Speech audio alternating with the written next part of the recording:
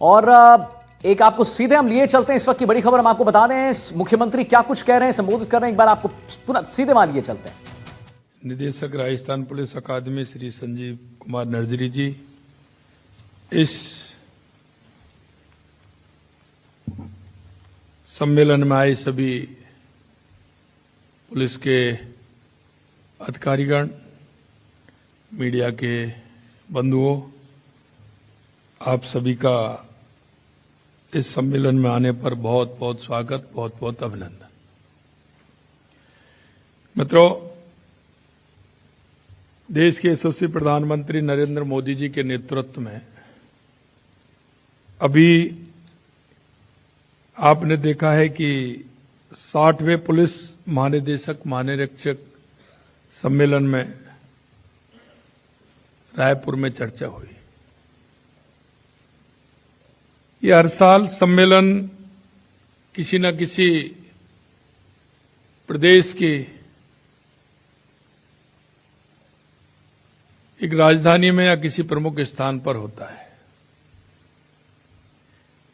और इसका प्रमुख उद्देश्य रहता है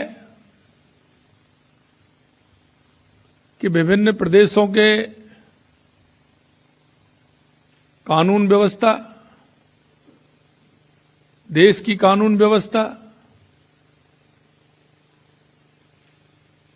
उसको हमें चर्चा करते हुए हमारे देश की आंतरिक जो व्यवस्था है उसको किस प्रकार से ठीक करना है, हमारे साथ कौन कौन सी चुनौतियां हैं जिनको कि हमें उनके साथ चलना है। क्योंकि ये भी आप सभी जानते हैं कि अपराधी आज के समय में नई टेक्नोलॉजी के आधार पर कई तरह के अपराध बढ़े हैं, तो उनको रोकने के लिए पुलिसिंग को क्या करना है, ये सभी प्रदेशों को लेकर के पूरे देश की चर्चा होती है। और आज मैं समझता हूं कि उसी के आधार पर आज का ये सम्मेलन रखा गया है। मुझे बताया गया है कि इस 2 दिन के सम्मेलन में सभी चर्चा होने वाली है। राजस्थान वो प्रदेश है जहां अंतर्राष्ट्रीय सीमा सबसे ज्यादा है और राजस्थान से 5 प्रदेशों की सीमाएं भी लगती हैं। उन 5 प्रदेशों का भी मिजाज है, वो भी आप सभी जानते हैं, क्योंकि अपराधी अपराध करता है, दूसरे प्रदेश की शरण लेता है। एक तरफ सबसे बड़ी अंतर्राष्ट्रीय सीमा है तो एक तरफ 5 राज्यों की सीमाएं हमसे लगी हुई हैं। उसका अपराधी किस तरह से फायदा उठाता है। मित्रों, मैं कहना चाहता हूं कि हम सभी को देश के यशस्वी प्रधानमंत्री नरेंद्र मोदी जी के नेतृत्व में जो विकसित भारत 2047 का संकल्प लिया है, उस संकल्प को पूरा करने में कानून व्यवस्था का बहुत बड़ा काम होता है। क्योंकि जिस प्रदेश की कानून व्यवस्था ठीक हो, वहां के लोगों में शांति और सद्भावना हो, वहां उस क्षेत्र में किसी प्रकार का अपराध नहीं हो, तो वहां की अर्थव्यवस्था से लेकर के वहां के विकास से लेकर के वो सबसे पहले उस पर निर्भर करता है। किसी राज्य की अगर अर्थव्यवस्था मजबूत होगी, वहां का विकास होगा, तो निश्चित रूप से कानून व्यवस्था का बहुत बड़ा हाथ उसमें होता है और उसी के आधार पर राज्य बढ़ता है। मैं कह सकता हूं कि उस मंच के माध्यम से बेहतर पुलिस तकनीक का उपयोग, समुदाय का सहयोग, अपराधियों पर सख्त कार्रवाई जैसे महत्वपूर्ण उपायों पर चर्चा की गई थी। आज प्रदेश की पुलिस को उन उपायों को अमल में लाने के कुछ नए कदम उठाने की आवश्यकता है। पुलिस आपने सूचना तंत्र को मजबूत बनाए, पुलिस स्टेशन पर उपलब्ध खुफिया जानकारी का उपयोग क्षेत्र के अपराधियों को व्यवस्थित प्रोफाइल करने और सोशल मीडिया सहित उनके सभी गतिविधियों पर नजर रखने के लिए किया जाए। क्योंकि जिस तरह से आज के समय में अपराध बढ़ा है, हमें उससे आगे जाना होगा।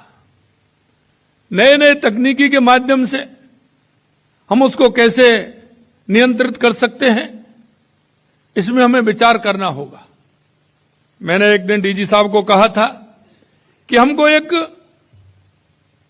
इस तरह का तंत्र विकसित करना चाहिए जिसमें हमारे एक्सपर्ट हैं, चाहे वो हमारा साइबर क्राइम हो, उस पर एक हमें हर महीने 1-2 दिन की कार्यशाला उसमें करनी चाहिए, चाहे वो बीसी के माध्यम से करें, क्योंकि अपराध भिन्नता का होता है।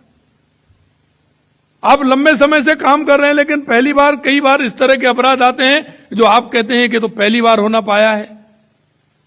हम उनको किस तरह से नियंत्रण कर सकते हैं। और मैं इसलिए और कहना चाहता हूं आपको कि मैंने पहले दिन ही कहा था, दिसंबर 23 में जब हमारी सरकार आई थी, हमने कहा जो भी आवश्यकता है हमारी पुलिसिंग के लिए, हम उसको पूरी तरह से करने को तैयार हैं। और लगातार आप 2 साल से देख रहे हैं, जो आपने हमसे कहा है हमारी पुलिसिंग को बेहतर बनाने के लिए, वो काम हमारी सरकार लगातार कर रही है। हम चाहते हैं, मैं इस बात के लिए धन्यवाद देना चाहूंगा कि भारत सरकार के उपक्रम क्षमता संवर्धन आयोग द्वारा राजस्थान पुलिस अकादमी को उत्कृष्ट संस्थान का दर्जा दिया गया है। इसके साथ ही राजस्थान पुलिस अकादमी संपूर्ण भारतवर्ष के राज्यों के पुलिस प्रशिक्षण संस्थानों में उत्कृष्ट संस्थान का दर्जा प्राप्त करने वाली प्रथम अकादमी बन गई है। इसके लिए मैं आपको बहुत बहुत बधाई और शुभकामनाएं देता हूं। मित्रों, किसी भी राज्य के लिए, वहां की सरकार के लिए, वहां के उस डिपार्टमेंट के लिए अगर प्रथम पुरस्कार मिलता है तो इससे बड़ी खुशी कोई नहीं हो सकती। और हम चाहते हैं कि हमारा राजस्थान हर क्षेत्र में अग्रणी बने, हमारी पुलिसिंग पूरे देश के अंदर अग्रणी बने। इसके लिए हमें क्या काम करना है, उसकी आवश्यकता है। हमारी सरकार उसको पूरा करने के लिए पूर्ण रूप से तैयार है।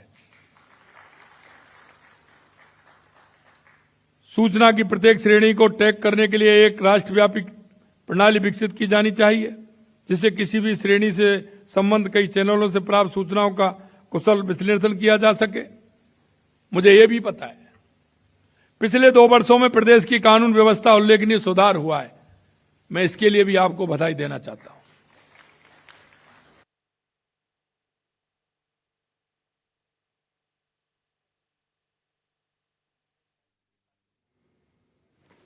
देखिए, हम आपको लगातार तस्वीरों के जरिए दिखा रहे हैं है कि हम उसमें और कैसे आगे बढ़े, हम उसको और कैसे नियंत्रित करें। 2023 के मुकाबले अपराधों में 15% से अधिक की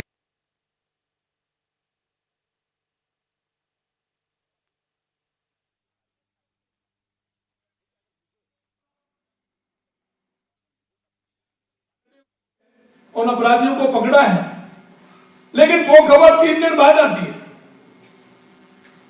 मैं आपसे कहना चाहता हूं, उस घटना के तुरंत होने के बाद उसकी जानकारी भी आनी चाहिए।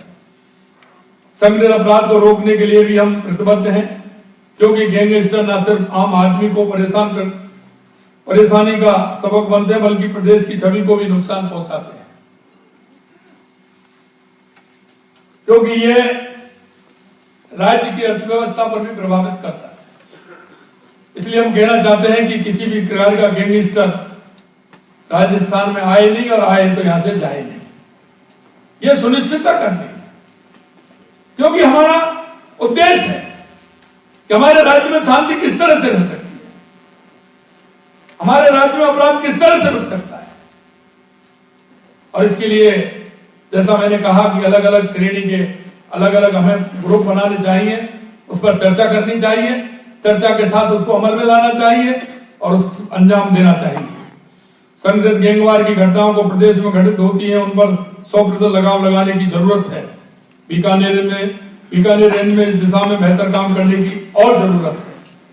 क्या इंटेलिजेंस और सर्विलांस के बीच समन्वय करते हुए सोशल मीडिया पर भी किसी गैंगस्टर के प्रति युवाओं के पोस्ट को स्क्रीनिंग कर ऐसे युवाओं की निगरानी और समझाइश दोनों करना जरूरी है।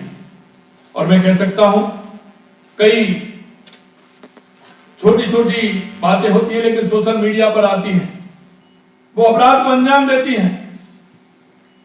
ऐसे लोगों के साथ कार्रवाई होनी चाहिए क्योंकि वो अंजाम को उकसाने का काम करते हैं। क्योंकि हर किसी घटना के पीछे किसी ना किसी का हाथ होता है, किसी ना किसी का उकसाना होता है, तो हमें उसको भी रोकना चाहिए। नशे की तस्करी को जड़ से खत्म करने की जरूरत है और ये धीरे धीरे आप देख रहे हैं इस बढ़ती हुई प्रवृत्ति को, इसे हमें रोकना है। नशाई संगठित अपराध को बढ़ावा देता है। यदि अपराध की रोकथाम करनी है तो नशे के व्यापार को रोकना होगा। और मैंने देखा है मुंबई से एटीएस की टीम ने यहां आकर कार्रवाई की, गुजरात की टीम ने जोधपुर और बाड़मेर जिले में कार्रवाई की। यह निश्चित रूप से एक सवालिया निशान होता है। मित्रों, मैं कहना चाहता हूं आपसे, हमारे जीवन में जब हम पढ़ते थे तो कई तरह के किस्से हमने पढ़े होंगे। हमारा जीवन का आधार क्या है? हम जिस दिन इस सेवा में आए थे उससे पहले हमने क्या क्या मन में सोचा था, क्या क्या हमने विचार किया था, हम किस सपने के साथ आए थे, हमारा माता पिता के प्रति और हमारा जिस गुरु जी के प्रति क्या सम्मान था, हमने उनको क्या विश्वास दिलाया था। और मैं कहना चाहता हूं, आइए बात करते हैं